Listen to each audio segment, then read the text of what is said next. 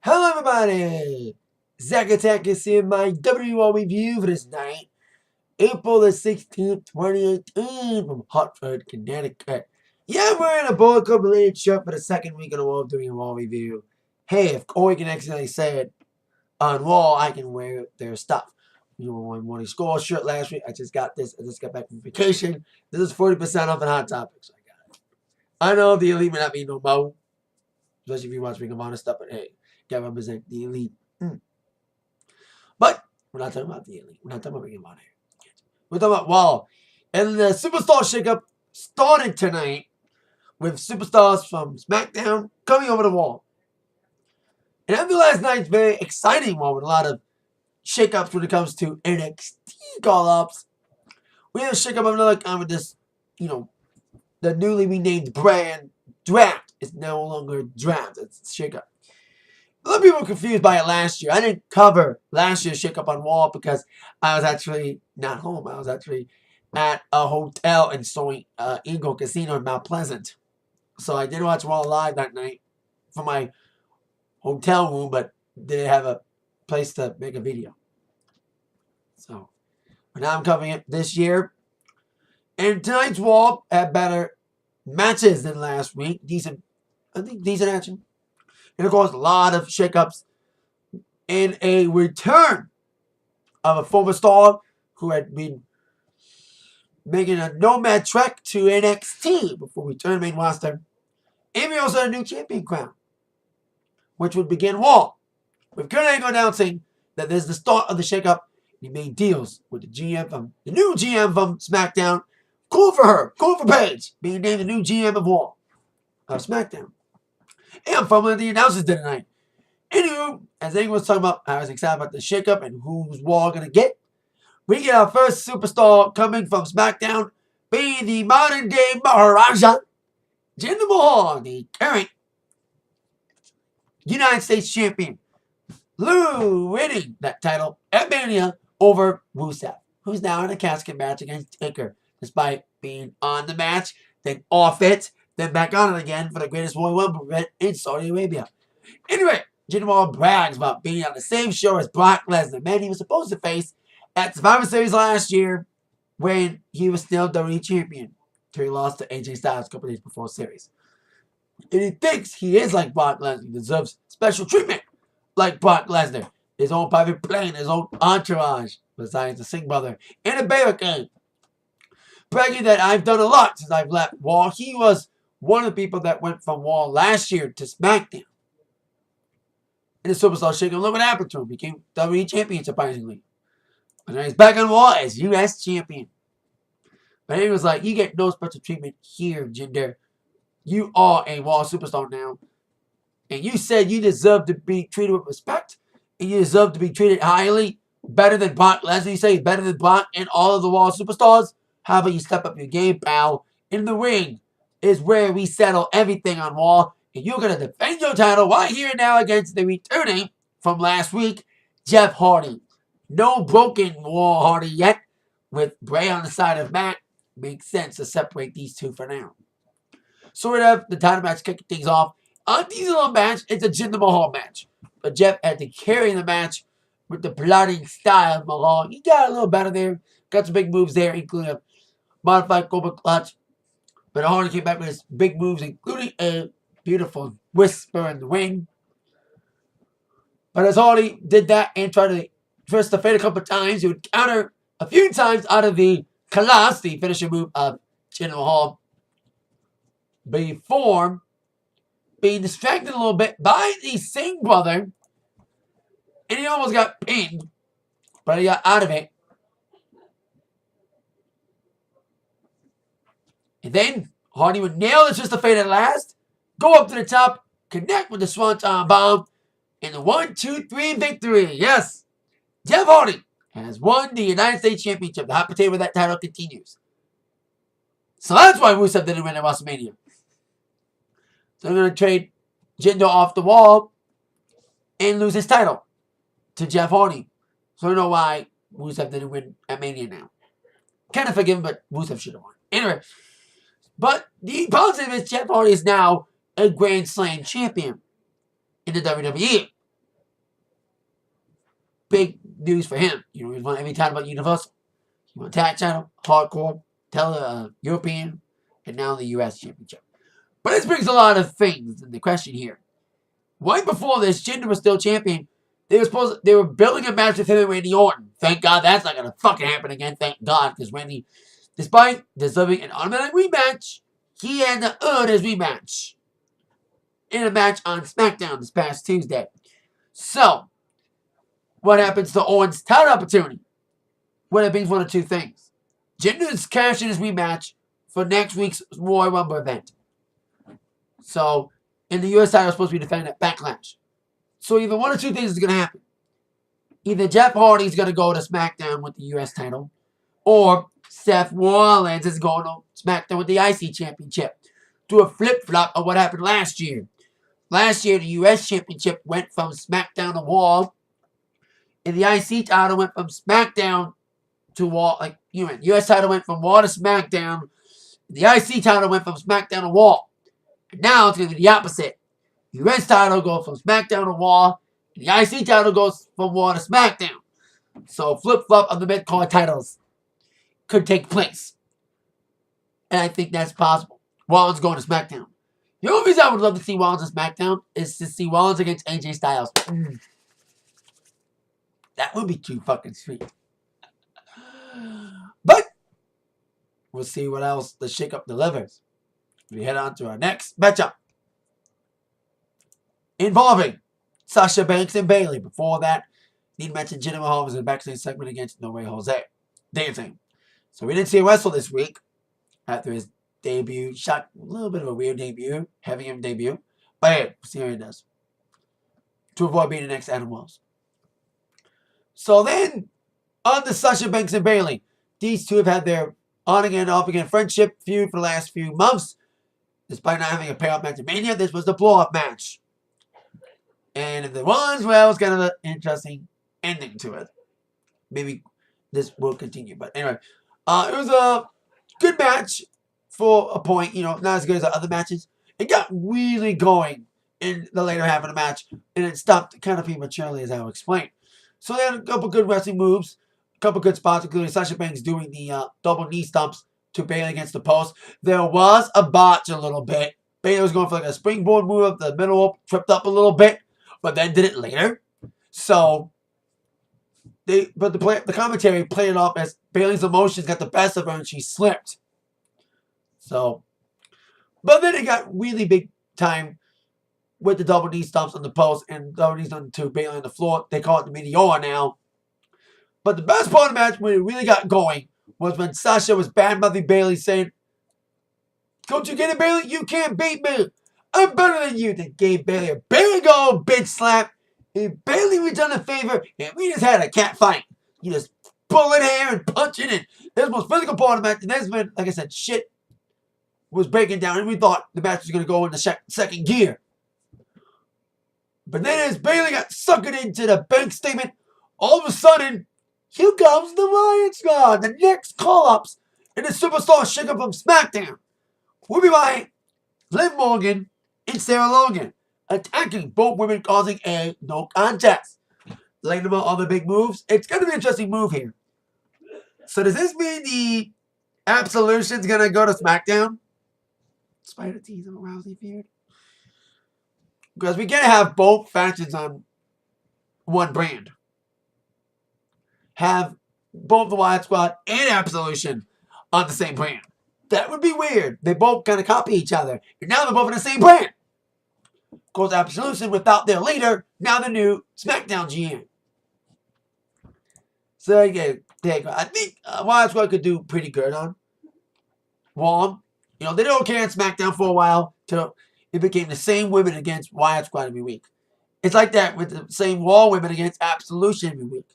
Now we have some new blood against the Riot Squad. So we'll see how they do on the women's roster with a lot of hungry women on that roster, including Nia Jax, Raw Women's Champion. We got recently debuting from NXT, Amber Moon. So they're in the crowded women's division. Alexa Bliss still, who gets a rematch soon. I'm hearing Backlash. So there you go. Speaking of NXT call-ups, we had one from last week being the Office of Pain, dumping the manager Paul Heyman with Paul Ellering which could be a mistake. They need a new mouthpiece. But anyway, they came down and destroyed Rhino and Slater yet again. But Rhino and Slater were ready this time. They were taken by surprise when he issued the open challenge last week and got the AOP. But they bought the fight this time. The offensive pace. They look pretty good. They look the best I've ever seen them since they got drafted from SmackDown and last year's Superstar Shakeup. They've been kind of relegated to lower mid-card status. And He's got kids champ and the fans. Fans were okay here in Hartford. You can't compare to last week's crowd because you got a lot of international fans. You know, one of the best crowds of the years, the Mania, post-Mania crowds. But despite a fury for Rhino and Slater with the passive look, with Rhino doing some big moves, AOP would end up getting the victory with the final chapter onto Rhino and the victory for the AOP. Still looking strong despite being taken down early by the former SmackDown Tag Champs. So, before we forget, there was a couple off-screen trades on Superstar Shakeup that did this last year. They're doing it again. Woo! This is new. Chad Gable. I was on wrestling site. They just revealed that Chad Gable's now on Raw. American Alpha reunion with Jason Jordan returns? Please! American Alpha was a shit until they fucked him over. So, be cool that now that we know that Gable's on the same brand as Jordan. Like I said, do we get American Alpha reunion? Also off screen, we had Mike Kanellis joining Raw. Does his wife join him? We'll see. It's been a while since we've seen him. It's been a combination of his wife having a baby, congrats to Maria, and dealing with his demons he went to rehab recently. And I hope he gets a better gimmick. The love gimmick didn't really go over that well. So we'll see if Mike gets a new gimmick when he comes back. Also, we had Mojo Rawley and Zack Ryder on the same brand still. They're both on SmackDown. No longer, they're on Raw together. We also got the Ascension. Also on Raw. Hope they get treated better on Raw. But then again, they're on the same brand. The Revival's getting fucked in the ass. You know. So, that's some of the off-screen trades they made. Gable, Mike Kanellis, Zack Ryder, Mojo Rawley, and Baron Corbin all trade off to SmackDown, from SmackDown to Raw off-screen. But now on to another shakeup with Miz TV. Miz was bragging about his guest being the newest members of the Raw roster that could bring a seismic shift to the Raw brand. And who will it be? Kevin Owens and Sami Zayn. Whoa! Wait a minute. We saw these two fired from SmackDown, couldn't get the jobs back at Mania, compete on Raw for a job. They both lost in a double no contest. You know, they couldn't get up to the count of 10 after a grueling match to fight for a job for one of them. So why are they on? Well, here's the context. As Angle was questioning this, while Miz Siraj and Sami and KO were hugging and enjoying it, Sami Zayn delivered a message from the Raw Commissioner, Stephanie McMahon. Despite still selling her injuries to Ronda Rousey, she still addressed the KO Sami situation, saying that these two should not slip from our fingers. So she vetoed the decision from Kurt Angle last week, and KO and Sami are on the same brand again. Now they should split up. KO and Sami. Like Mojo and Zack should split up from each other. KO and Sami, they haven't been apart ever. Because when one goes, the other one jumps on with them. So let's see how this all ends up. But as KO and Sami were celebrating this proclamation from Stephanie, and Sami had to wear reading glasses, like old man reading glasses, to read the message. He actually printed out the email. Anywho, as they were celebrating, Kurt Angle's like, don't celebrate too long, because guess what? Miz, you're going back to SmackDown. Because Daniel Bryan told Paige to tell me he wants you. We're finally going to get a proper payoff with these two. They had a big feud when Daniel Bryan was still the GM of SmackDown. They had rubber battles, especially that infamous Talking Smack, and D-Bryan's moves being taken by The Miz. If we didn't get a proper blow-off match, because Daniel Bryan was still not medically cleared. Now that we see that D-Bryan is medically cleared, and a decent match of AJ Styles turned ended prematurely by a newly heel Shinsuke Nakamura. I'm loving the heel thing. Now we're going to finally get up Miz D-Bryan blew off. Awesome. It's all going to lead to something after all. But it's only Miz. The Miz to watch is staying put. So back to the bottom mid-card they go. Unless we found the social outcast or something. Anywho, but Angle's like, Miz, I'm not going to let you go off on Raw without a bang. You're going to be in an epic 10-minute tag tonight as you find the Miz, Mr. Watch, KO, and Sami will be taking on the Intercontinental Champion Seth Rollins, Finn Balor, Braun Strowman, no longer one half of the tag champs, the returning Bobby Lashley in his first Raw match in over a decade, and a debuting Raw superstar. So we'll see who that 10th guy would be in a little bit. Speed of the tag team. As I mentioned, Braun Strowman is no longer one half of the tag team champions. He forfeited the title after that stupid little booking decision with him and Nicholas, of all people, a 10-year-old boy, and up being a referee's son, beating up the Bar. But we relinquished the title last week. So our Bar will have to face up against the winner of a tag team eliminator series that started last week at the Greatest Royal Rumble event in Saudi Arabia. The Revival lost tonight to Woken, Matt Hardy, and Bray Wyatt. Those are the two winners of the respective matches. And they faced up tonight, and I was right that Woken, Matt Hardy, and Bray Wyatt would win. Only a little match here. I think there was a lot of people speculating that these two would end up teaming up together because the feud was kind of hit and miss. The best part of the feud was definitely the final deletion. And that made Bray Wyatt, a Woken guy. And I like the little split with using Matt Hardy's intro and Bray's intro, and we're here. But Matt said like his Polkton guys, saying like, we're here. Oh, you're wonderful. They had to look good as a team here. They had a cool little Trista Fate, Abigail, trouble team to lay out the Revival. They had potential as a team with the club, the Ball standing. I always get the club and Ball confused sometimes.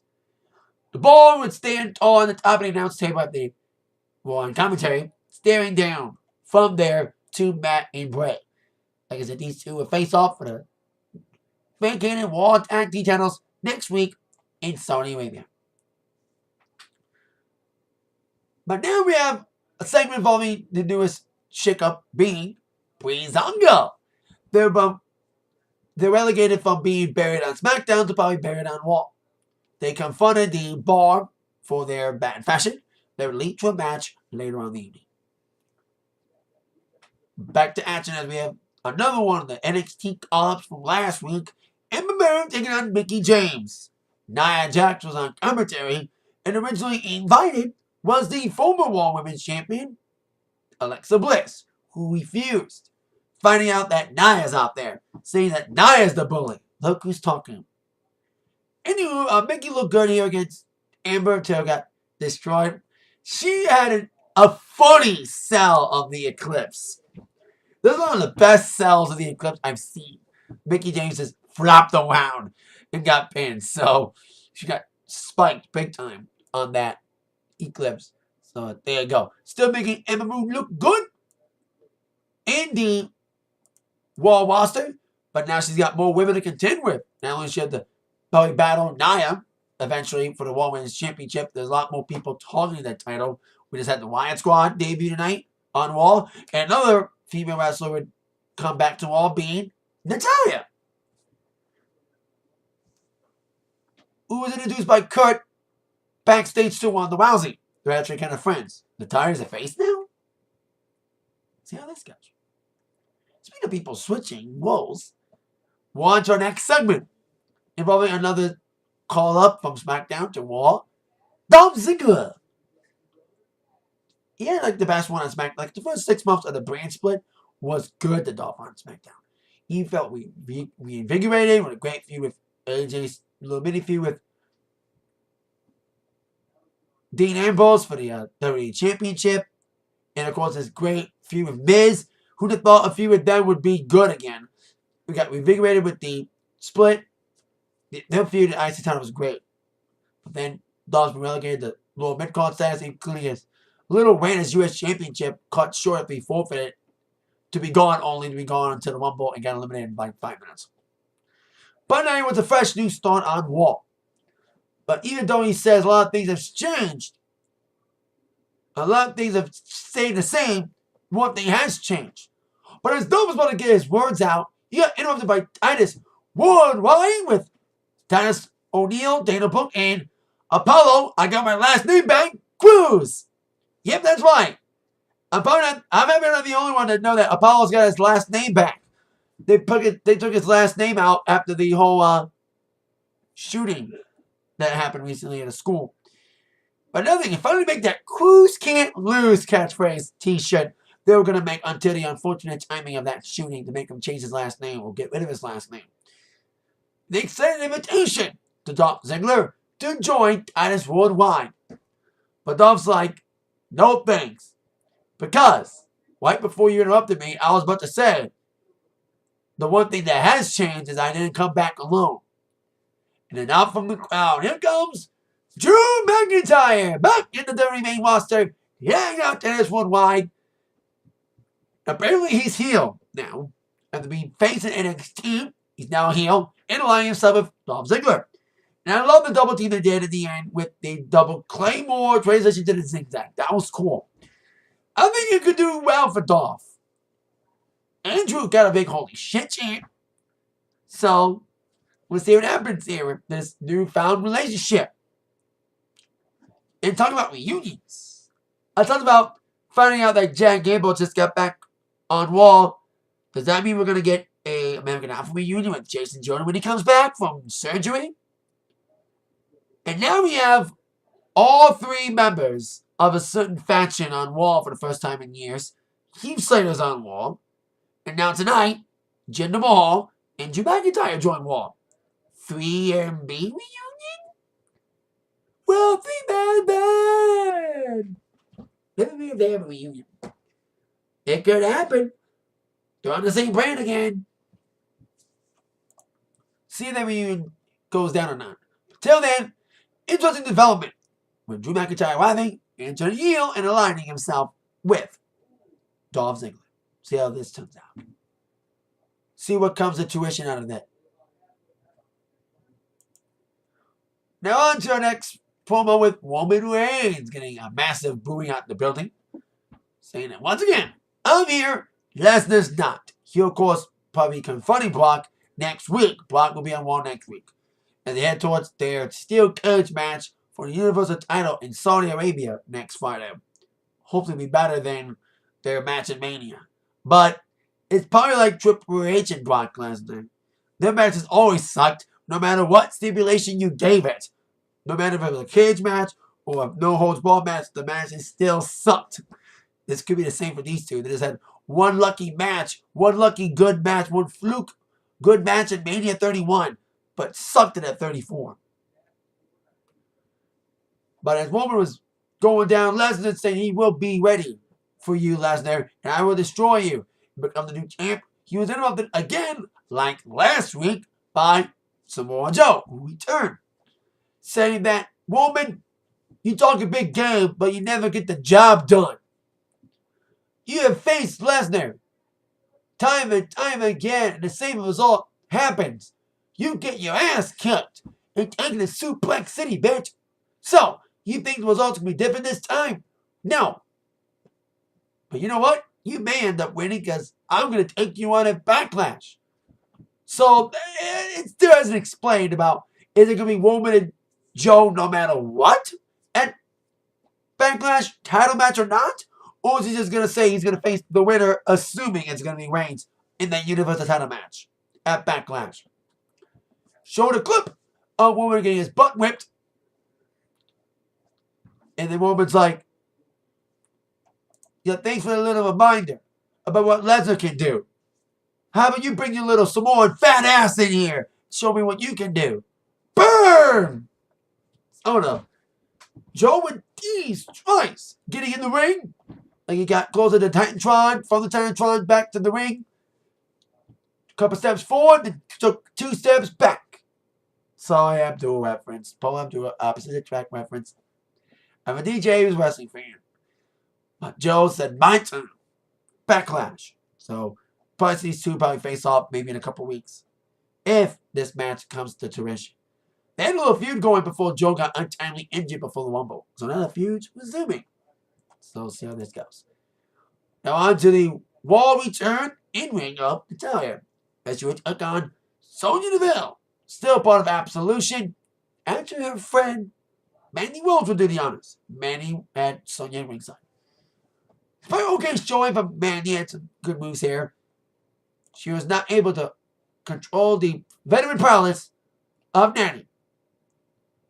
And she would hip toss out of the abdominal stretch by Mandy, turned into a big move until blocking a knee for Wells and turning it into the sharpshooter in the victory for Natalia before Sonya would come from behind and a 2-on-1 beatdown would ensue until Ronda Rousey, who beat up Absolution a couple weeks ago, would come to the rescue and went nose to nose with Sonya and started striking her down and knocking her with a sick, stiff clothesline.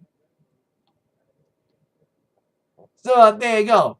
If Absolution doesn't get traded off to SmackDown, so if you can't have two dominant female stables on the same brand, now with the Ruby Wyatt squad on Raw, are we going to get an Absolution feud with Rousey and Natalia, depending on if anyone goes to SmackDown in the Shakeup tomorrow? It's looking like it. Now on to our next affair.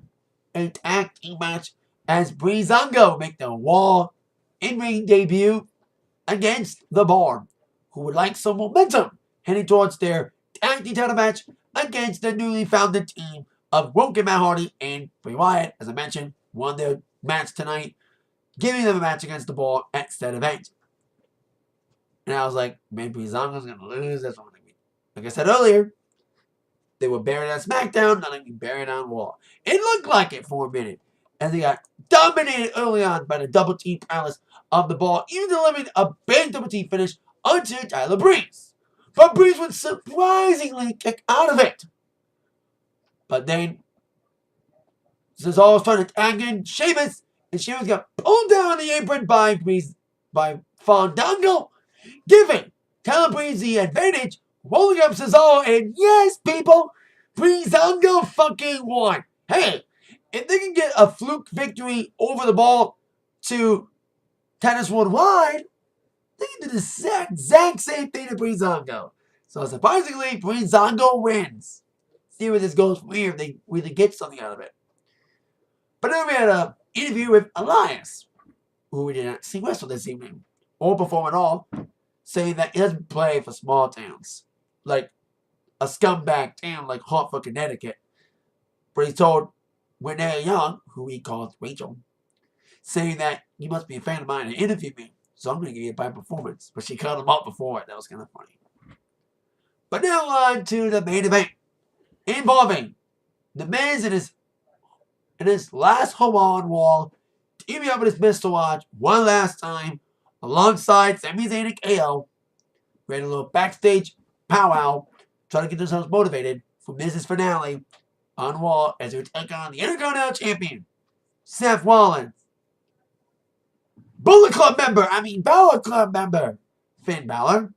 I love that Corey Graves said, Bullet Club's for everyone. And then Corey immediately corrected him, Balor Club. So, oopsie, from Graves. And by the way, need to say this. Liv Morgan's not fired. Seeing Liv Morgan tonight prove that she did not get fired from linking the NXT script on Twitter over the weekend. So, she didn't get fired or punished for that. Maybe we'll say the punishment later. But anyway, so we got Rollins, Balor, Braun Strowman, the returning Bobby Lashley, and the fifth man coming from SmackDown to make Raw a little bit more glorious. That's right. Bobby Roode is on Raw. So we have two Bobbies on the same brand and two Bobbies on the same team. Roode and Lashley, who probably have their connection. You know, they have a little history together. They were both in TNA. So, they were a little bit slightly reunion there. Really interesting 10-man tag. You know, everyone had a chance to shine in this match. The IC champion had some good moves, including a big suicide dive later on to Axel. Lashley came in like hours of fire when he got in there with a big vertical suplex, the extended vertical suplex. Despite all these big stalls, including Roode, who looked pretty good early on, people wanted Strowman. They were teasing a woman tag, Strowman tag, but then the fans would then block from it as the heels would take advantage. But then once Strowman got in, taking on Miz, the crowd popped. And Miz got those hands one last time before he was going off the SmackDown. But as he was getting destroyed by the Monster Among Men, we would have all the finishers coming in. We had the Glorious DDT. We did not see the curb stomp tonight. We saw like a big super kick from Kevin Owens, who was in the match a little bit. Everyone had a chance to shine this fun little 10-man tag, but the ending came as Miz was ready to go up to his it kicks, but then Strowman delivered a beautiful top rope drop kick. So that was awesome. But as Miz was crawling back to his corner, trying to tag in his wristwatch, Miz was realized the immune ticket is gone because he's off the SmackDown. Both Bo and Axel refused to tag Miz out, stepped off the apron to watch him get killed with a running power slam by Strowman and the 1-2-3 victory for Miz. Bye-bye, you're off the SmackDown. So that's how we end Raw with the good guys standing tall. I hope that Roode finally turns here on Raw. You know, he's okay babyface, but as we've seen in both TNA and NXT, Bobby Roode is a better heel than a good guy. He's just a good guy on Raw in the WWE because of his theme song So Over. You know, because people like singing it, including myself. Glorious! Well, I won't give in till I'm victorious. And I will defend probably one of the best current WWE theme songs out there. Besides Nakamura's theme.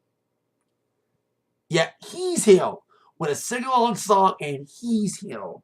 If they can turn Shinsuke heel and still have a sing-along song be his theme song, why the hell have you not made Bobby Roode heel yet? They need to make him heel, and soon. I would love to see Roode feud over the IC Championship if Seth stays on Raw and Hardy goes off the SmackDown with the US belt. We'll see what happens after Tuesday. So that is it. For Raw review. Thank you so much for watching. With that in mind, you better act. Bye, review from Zach. See you next time. Bye-bye.